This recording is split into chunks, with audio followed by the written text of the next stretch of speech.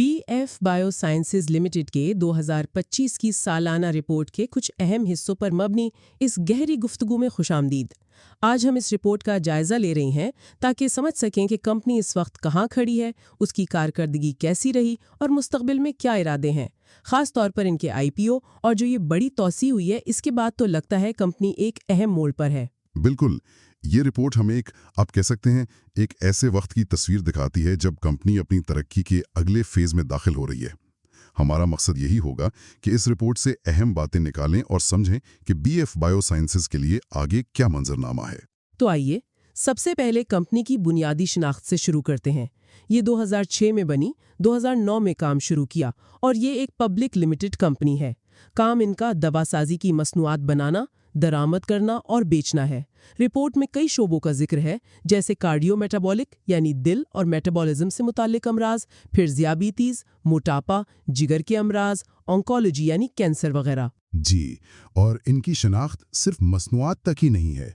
Report में company का vision भी वाज़ेह किया गया है, यानी मार्केट लीडर बनना और मरीज को हमेशा पहले रखना। इनका मिशन भी साफ है, लोगों का मेयार ज़िंदगी बेहतर करना, जदीद तिब्बी हल देना, इलाज तक रसाई आसान बनाना, शेयर होल्डर्स के लिए वैल्यू बनाना, मुलाजिमीन की तरक्की और इखलाकी उसूलों पर चलना। ये सब बातें और इनकी जो बुनियादी अक़दार हैं, मसल इश्तराक, बेहतरीन कारकर्दगी, मरीज अव्वलीन और काबिल भरोसा होना, ये मिलकर कंपनी की वो तस्वीर बनाती हैं जो वो पेश करना चाहती हैं। ये शराकतदारियों वाली बात दिलचस्प है। रिपोर्ट में फेरोजनसन्स लेबोरेटरीज और अर्जेंटाइन के बागो ग्रुप के दरमियान जो बुनियादी इश्तराक है, उसकी तफसील है। ये ताल्लुक तो 2002 में शुरू हुआ, 2006 में जॉइंट वेंचर बना और 2009 तक प्लांट भी लग गया। ये कितना अहम कदम था पाकिस्तान के लिए? देखिए, ये बहुत अहम था। इस जॉइंट वेंचर ने आप कह सकते हैं पाकिस्तान को बायोटेक मैन्युफैक्चरिंग के आलमी नक्शे पर ला खड़ा किया। ये मुल्क की पहली फार्मास्यूटिकल सहूलत थी जो अमेरिकी FDA के मेयार के मुताबिक डिजाइन की गई थी। इसने बायोटेक अद्वियात की बरामद का दरवाजा खोला, तो ये मकामी सनत के लिए एक वाकई बड़ा संगे मील था। और ये बैनुल अक़वामी इश्तराक का सिलसिला रुका नहीं, खास तौर पे गिलीड साइंसेज के साथ इनका ताल्लुक अहम लगता है। जी हाँ, बिल्कुल। कोविड-19 के दौरान गिलियाद के साथ रेमडेसिविर बनाने का जो मुआहदा था, वो एक बड़ी मिसाल है। BF बायोसाइंसेज पाकिस्तान की वाहिद कंपनी थी जिससे 127 ममालिक के लिए इस दवा को बनाने और तकसीम करने का लाइसेंस मिला। रिपोर्ट बताती है कि इससे 15 ममालिक में 1 लाख से ज्यादा मरीजों को फायदा पहुंचा और कंपनी को 2021 में PSA अवार्ड भी मिला। लेकिन शायद इससे भी ज्यादा अहम पेशरफ्त वो है जो अक्टूबर 2024 में हुई, गिलियड के साथ एक नया मुआहदा। अच्छा, वो किस बारे में है? ये मुआहदा जेनेरिक लेनाकैम्बे पवेर की तैयारी और तकसीम से मुतल्लिक है। ये HIV के इलाज और रोकथाम के लिए एक नई, आप कह लें, इनकलाबी दवा है और ये लाइसेंस 120 कम और कम दरमियानी आमदनी वाले ममालिक के लिए है। इस मुआहदे से BF बायोसाइंसेज इंजेक्शन के जरिए दी जाने वाली जो जदीद अद्वियात हैं, उनकी तैयारी में एक मजबूत खिलाड़ी के तौर पर सामने आती है। ये कंपनी के लिए मुस्तकबिल में तरक्की के नए दरवाजे खोल सकता है। ये वाकई एक बड़ी पेशरफ्त लग रही है, खास तौर पर इतने सारे मुमालिक के लिए। रिपोर्ट में हमारा सफर के उन्वान से कुछ और अहम वाकयात का भी जिक्र है। जी, उनमें 2023 में SAP S4 HANA सिस्टम का निफाज शामिल है, जो एक बहुत जदीद ERP सिस्टम है। फिर 2024 तो खासा मसरूफ साल रहा इनके लिए। पाकिस्तान की पहली मकामी तौर पर तैयार करदा GLP-1 एगोनिस्ट दवा का इजरा किया। MJ बायोफार्म के साथ इंसुलिन बनाने का मुआहदा किया। कंपनी का कामयाब IPO हुआ, यानी पहली बार आवाम को हिस्से बेचे गए। और सबसे बढ़कर इनकी जो पैदावारी लाइन आई की तोसी थी, वो मुकम्मल हुई। ये सारे इक़दामात कंपनी की ग्रोथ स्ट्रेटजी का हिस्सा हैं। ये शराकतें और संगे मील तो बहुत मुतासिर कुन है, लेकिन इन सब को मुमकिन बनाने के लिए कंपनी की अपनी पैदावारी सलाहियत कितनी अहम है? उनकी फैक्ट्री कैसी है? लाहौर में जो इनकी फैक्ट्री है, वो पाकिस्तान का पहला बायोफार्मास्यूटिकल प्लांट है। ये इंजेक्शन वाली अद्वियात बनाता है, वायल्स, एम्प्यूल्स और प्री-फिल्ड सिरिंजेस। इसे यूरोप के मशहूर फार्मा डिजाइनर्स टेलस्टार प्रोजेक्ट्स ने EU और अमरीकी FDA के मायार के मुताबिक डिजाइन किया था। इसके डिजाइन में खास ख्याल रखा गया है कि मुख्तलिफ मसनूआत की तैयारी बिल्कुल अलग हो, आलात आसानी से बदले जा सकें और बायोलॉजिकल मवाद को बहुत एहतियात से हैंडल किया जाए। 2009 में जब ये शुरू हुआ तो बुनियादी तवज्जो इन बायोलॉजिकल अद्वियात पर थी, मसलन जिगर के अमराज और कैंसर के लिए, जो पहले बहुत महंगी दरामद होती थीं। मकसद था कि मुकामी मरीजों के लिए लागत कम की जाए। اور پھر 2020 میں توسیع کا فیصلہ ہوا جو 2024 میں مکمل ہوئی۔ رپورٹ کہتی ہے کہ اس پر 4 ارب روپے سے زیادہ لگے ہیں۔ اس میں کیا نیا آیا؟ اس توسیع میں دیکھیں جدید ترین ٹیکنالوجی لائی گئی ہے۔ جرمنی کی سنٹگن ٹیکنالوجی کی تیز رفتار کومبی لائن ہے۔ ٹیلسٹار کا بڑا لائیوفلائزر ہے۔ یہ ادویات کو خشک کر کے محفوظ کرنے کا ایک ایڈوانس طریقہ ہے۔ اور سنٹگن کی ہی تیز رفتار پری فلڈ سرنجز لائن بھی ہیں۔ ان سب سے نہ صرف بایولوجیکل بلکہ نان بایولوجیکل مصنوعات کی پیداواری صلاحیت میں بھی بہت اضافہ ہوا ہے۔ یہ توسیع مستقبل کی ضروریات کو ذہن میں رکھ کر کی گئی ہے۔ رپورٹ میں یوگانڈا اور کینیا سے GMP یعنی گڈ مینوفیکچرنگ پریکٹس کے سرٹیفکیٹس کا بھی ذکر ہے، جو کوالٹی کنٹرول کے بین الاقوامی معیار کی نشانی ہے۔ تو صلاحیت تو بڑھ گئی، اب ذرا مصنوعات کی بات کرتے ہیں۔ کن شعبوں پر زیادہ توجہ ہے؟ جی، جیسا پہلے ذکر ہوا، کئی اہم علاج کے شعبے ہیں۔ رپورٹ میں کچھ مصنوعات کے نام بھی ہیں، جیسے فلجن، نوواپریسن، سیمیٹائڈ، ایٹینا، ایزوبار، فیریم، نوکسین، آئیکون، ایسومیگا، ہپرن وارف، فیرولن اور اومیگا سیرینٹی۔ یہ کافی لمبی فہرست ہے۔ ان مصنوعات کا کمپنی کی مجموعی حکمت عملی سے کیا تعلق بنتا ہے؟ طبی ضروریات پوری کرنا، جن پر پہلے توجہ کم تھی، اور درآمدی ادویات کا مقامی متبادل دینا۔ IPO کے بعد جو نئی مصنوعات لانچ ہوئی ہیں، وہ خاص طور پر قابل ذکر ہیں۔ ان میں انسانی انسولین فیرولن ہے، سیمیٹائڈ ہے، فیرک کاربوکسی ملٹوز فیریم اور ہیپرین سوڈیم ہیپرین شامل ہیں۔ سیمیٹائٹ کا ذکر پہلے بھی آیا تھا، یہ GLP-1 ایگونسٹ ہے۔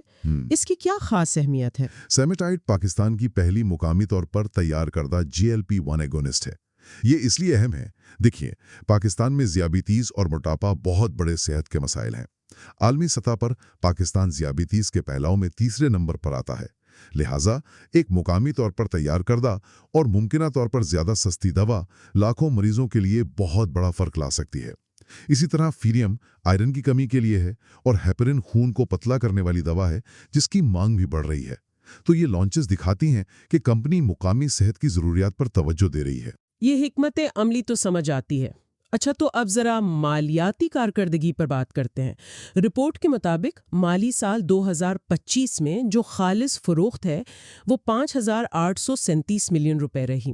پچھلے سال یہ 3,659 ملین تھی، یعنی 60% اضافہ۔ یہ تو کافی زیادہ ہے۔ جی ہاں، 60% اضافہ بہت نمایاں ہے۔ رپورٹ کہتی ہے کہ یہ پیداواری حجم میں اضافے اور لائن 2 سے جو نئی مصنوعات آئیں ان کی فروخت کی وجہ سے ہے۔ یہ ظاہر کرتا ہے کہ توسیع کی حکمت عملی کم از کم فروخت کے لحاظ سے تو کام کر رہی ہے۔ لیکن کہانی صرف اتنی نہیں، مجموعی منافع یعنی گراس پروفٹ وہ بھی بڑھا۔ 1,533 ملین سے 2,288 ملین روپے ہو گیا، مگر مجموعی منافع کا مارجن یعنی GP مارجن وہ 42% سے کم ہو کر 39% رہ گیا۔ اس کی کیا وجہ بتائی گئی ہے؟ رپورٹ کے مطابق مارجن میں کمی کی بنیادی وجہ وہ ہے کہ لائن 2 کے شروع ہونے کے بعد فیکٹری کے اوور ہیڈز بڑھ گئے ہیں، خاص طور پر فرسودگی یعنی ڈیپریسیشن۔ یہ اکثر ہوتا ہے جب آپ بڑی سرمایہ کاری کرتے ہیں تو شروع میں اخراجات زیادہ ہوتے ہیں جب تک پوری صلاحیت استعمال نہ ہو۔ اچھا، تو یہ ٹاپ لائن میں اضافہ اور مارجن پر دباؤ دونوں چیزیں ساتھ چل رہی ہیں۔ ٹیکس کے بعد منافع یعنی پروفٹ آفٹر ٹیکس کا کیا بنا؟ وہ 385 ملین سے بڑھ کر 447 ملین روپے ہو گیا، یعنی 16% اضافہ۔ لیکن فی حصص آمدنی جسے EPS کہتے ہیں وہ 6.09 روپیز سے کم ہو کر 5.52 روپے ہو گئی۔ یہ کمی کیوں ہوئی؟ EPS میں کمی کی وجہ دراصل وجہ یہ ہے کہ IPO کے بعد مارکیٹ میں شیئرز کی تعداد بڑھ گئی ہے۔ جب کل منافع کو زیادہ شیئرز پر تقسیم کیا جاتا ہے تو فی شیئر آمدنی کم ہو جاتی ہے۔ مالی سال 25 میں اوسطاً 80.9 ملین شیئرز تھے، جبکہ پچھلے سال 63.3 ملین تھے۔ یہ بھی اہم ہے کہ ڈائریکٹرز نے اس سال منافع یعنی ڈویڈنڈ تقسیم نہ کرنے کی سفارش کی ہے۔ وجہ بتائی گئی ہے کہ کمپنی ابھی ترقی کے مرحلے میں ہے اور اسے کیش فلو کی ضرورت ہے۔ تو کیا یہ مارجن کا دباؤ صرف وقتی ہے جب تک لائن 2 پوری طرح کام نہیں کرتی، یا رپورٹ میں طویل مدتی مارجن کے بارے میں کوئی اشارہ ہے؟ اخراجات جذب ہو جائیں گے اور مارجن بہتر ہونے کی توقع ہے۔ البتہ یہ بیرونی عوامل پر بھی منحصر ہوگا، جیسے معاشی حالات اور قیمتوں کے ضوابط۔ رپورٹ میں 6 سالہ مالیاتی ڈیٹا کا خلاصہ بھی ہے اور مالی سال 25 کے لیے ڈوپونٹ تجزیہ 9.6% کا ریٹرن آن ایکویٹی ROE دکھاتا ہے، جو پچھلے سال 16.3% تھا۔ ROE میں یہ کمی منافع کے مارجن میں کمی اور اثاثوں کے مقابلے میں ایکویٹی میں اضافے IPO کی وجہ سے کا نتیجہ ہے۔ مالیاتی تصویر تو کافی پیچیدہ ہے، جس میں ترقی بھی ہے اور چیلنجز بھی۔ چلیں اب ذرا گورننس اور تعمیل پر بات کرتے ہیں۔ رپورٹ کے مطابق بورڈ 7 اراکین پر مشتمل ہے، جس میں 3 خواتین ڈائریکٹرز ہیں اور 2 آزاد ڈائریکٹرز۔ یہ ایک اچھی بات ہے۔ 2 اہم کمیٹیاں ہیں، آڈٹ کمیٹی اور HR اور معاوضہ کمیٹی۔ کمپنی دعویٰ کرتی ہے کہ وہ 2019 کے کارپوریٹ گورننس کوڈ پر عمل کر رہی ہے۔ ایک دلچسپ بات یہ ہے کہ چیف فائنینشیل آفیسر یعنی CFO اور کمپنی سیکریٹری کا کردار ایک ہی شخص کے پاس ہے، جس کا جواز یہ دیا گیا ہے کہ وہ شخص مناسب قابلیت رکھتا ہے۔ اور خطرات کے انتظام یعنی رسک مینجمنٹ کے بارے میں کیا کہا گیا ہے؟ رپورٹ میں رسک مینجمنٹ کے ایک باقاعدہ نظام کا ذکر ہے، یعنی خطرات کی نشاندہی کرنا، ان کا جائزہ لینا اور ان کو کم کرنے کے لیے اقدامات کرنا۔ اہم خطرات جو بتائے گئے ہیں ان میں معاشی اور سیاسی عدم استحکام، روپے کی قدر میں کمی، خاص طور پر جب ادویات کی قیمتیں ڈریپ کنٹرول کرتی ہیں تو یہ بڑا مسئلہ بنتا ہے۔ اس کے علاوہ غیر قانونی یا غیر معیاری مصنوعات سے مقابلہ، سپلائی چین کے مسائل، IT سیکیورٹی اور مالیاتی خطرات شامل ہیں۔ چیئرمین کے جائزے میں داخلی کنٹرول اور اخلاقی معیارات پر کمپنی کی کمٹمنٹ کا اعادہ کیا گیا ہے۔ آخر میں پائیداری اور سماجی ذمہ داری کا بھی ذکر ہے۔ کمپنی نے پائیدار ترقی کے اہداف یعنی SDGs سے اپنی وابستگی ظاہر کی ہے۔ جی، رپورٹ میں کئی SDGs کا حوالہ دیا گیا ہے۔ مثال کے طور پر SDG 3 اچھی صحت اور فلاح و بہبود، یہ تو ان کے بنیادی کام سے ہی جڑا ہے، لیکن رپورٹ میں کووڈ کے دوران ملازمین کی حفاظت اور ہیلتھ اسکریننگ کا ذکر ہے۔ SDG 9 صنعت، اختراع اور بنیادی ڈھانچہ، لائنائے میں جو 4 ارب روپے سے زائد کی سرمایہ کاری ہے وہ براہ راست اس ہدف سے متعلق ہے۔ SDG 5 صنفی مساوات، بورڈ اور مینجمنٹ میں خواتین کی نمائندگی اور مساوی مواقع کی پالیسی کا ذکر کیا گیا ہے۔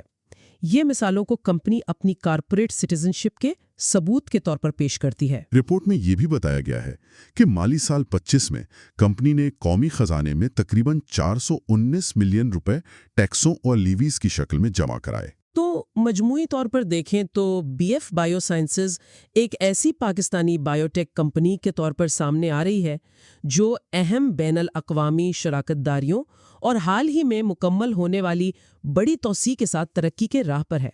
وہ مقامی صحت کی جو اہم ضروریات ہیں جیسے ذیابیطیز، ان پر توجہ دے رہی ہے۔ تاہم فروخت میں زبردست اضافے کے باوجود منافع پر دباؤ اور معاشی چیلنجز بھی صاف نظر آ رہے ہیں۔ ساتھ ہی وہ گورننس اور پائیداری کے معیارات پر عمل کرنے کا عزم بھی ظاہر کر رہی ہے۔ بالکل درست کہا آپ نے۔ یہ رپورٹ BF بائیو سائنسز کو ایک انتہائی اہم موڑ پر دکھاتی ہے۔ IPO اور لائن 2 کی توسیع کے بعد کمپنی کے پاس صلاحیت بھی ہے اور نئی مصنوعات کی ایک پائپ لائن بھی۔ اب اصل سوال یہ ہے جو ہمارے سننے والوں کے لیے بھی غور طلب ہے، کیا BF بائیو سائنسز اپنی اس بڑی ہوئی صلاحیت اور نئی مصنوعات کو مؤثر طریقے سے استعمال کر پائے گی تاکہ فروخت میں اضافے کو آنے والے سالوں میں منافع میں پائیدار بہتری اور شیئر ہولڈرز کے لیے ویلیو میں تبدیل کیا جا سکے؟ خاص طور پر پاکستان کے موجودہ مشکل معاشی حالات اور ادویات کی قیمتوں پر سخت حکومتی کنٹرول کے ماحول میں یہ ایک بڑا چیلنج ہوگا۔ ان کا آئندہ سفر یقیناً دیکھنے کے لائق ہوگا۔ اس تجزیے میں شامل ہونے کے لیے آپ کا بہت شکریہ۔